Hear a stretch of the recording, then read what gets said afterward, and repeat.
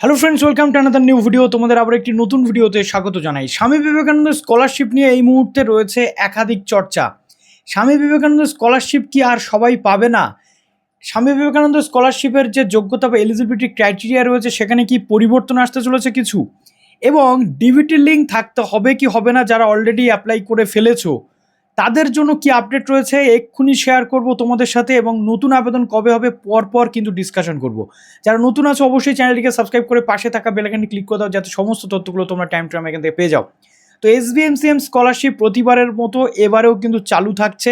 SBMCM scholarship কিন্তু বন্ধ হচ্ছে না। কিন্তু স্বামী বিবেকানন্দ স্কলারশিপের যে এলিজিবিলিটি ক্রাইটেরিয়া ছিল সেখানে কি কোনো পরিবর্তন আসবে? 60% যেটা ছিল সেটা কি 75% হবে আগের মতো? এটা নিয়ে উঠছে প্রশ্ন। কিন্তু আমি তোমাদের বলি 60%-এর যে জায়গা রয়েছে সেখানে কিন্তু পরিবর্তন হওয়ার সম্ভাবনা খুব কম। স্বামী বিবেকানন্দ স্কলারশিপের যে প্রসেস রয়েছে সেই প্রসেস অনুযায়ী চলবে। তবে হ্যাঁ, খুব ভালো করে চেক করে পুরো বিষয়গুলো দেখা হবে। 2 নম্বর পয়েন্ট যেটা রয়েছে সেটা হচ্ছে এসবিএমসিএম স্কলারশিপে এতদিন যে টাকা ডিসবার্সমেন্ট হতো সেটা কিন্তু এনইএফটি থ্রু দিয়ে, এবার থেকে কিন্তু সেটা আর হবে না। এসবিএমসিএম স্কলারশিপ তোমাদের নিতে গেলে ডাইরেক্ট বেনিফিট ট্রান্সফার বা ডাইরেক্ট ব্যাঙ্ক ট্রান্সফার, যেটা ডিবিটি সিস্টেম তোমাদের অ্যাকাউন্টে থাকতে হবে। কেননা এই গভর্নমেন্ট বা সেন্ট্রাল গভর্নমেন্ট যে প্রসেসে টাকা ডিসবার্সমেন্ট করে প্রত্যেকটা প্রকল্পের, সেটা কিন্তু এইভাবেই ডিসবার্সমেন্ট করে ডিবিটি সিস্টেমে।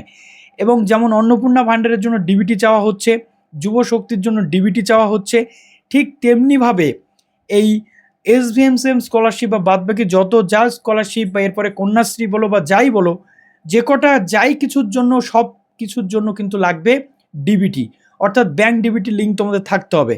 অনেকে অ্যাপ্লাই করে রেখেছো, সেই ব্যাংকের ডিবিটি নেই, এখনও পর্যন্ত ফরওয়ার্ড হয়নি এইচওআই থেকে। এইচওআই থেকে ফরওয়ার্ড হোক, টাকা পাওয়ার আগেই অতি দ্রুততার সাথে তোমরা ব্যাংকের ডিবিটি লিঙ্কটা করে নাও, নাহলে কিন্তু এই টাকা তোমরা পাবে না। যারা যারা এখনও পর্যন্ত ডিবিটি লিঙ্ক করনি তারা ইমিডিয়েট ডিবিটি লিঙ্ক কিন্তু করে নেবে। কিছুদিন পরে করলেও হবে, এত তাড়াহুড়োর দরকার নেই। ডিবিটি তুমি বাড়িতে বসেই লিঙ্ক করতে পারবে। যদি ডিবিটি লিঙ্ক না করতে পারো অবশ্যই কমেন্ট সেকশানে আমাকে জানাবে, আমি তোমাদের একটা ভিডিও করে দেখিয়ে দেবো। নেক্সট যেটা রয়েছে এসভিএমসিএম স্কলারশিপ, এবার পেতে গেলে তোমাদের যেটা নিশ্চিত করতে হবে যে তুমি আদার কোনো স্কলারশিপ পাচ্ছ কি না।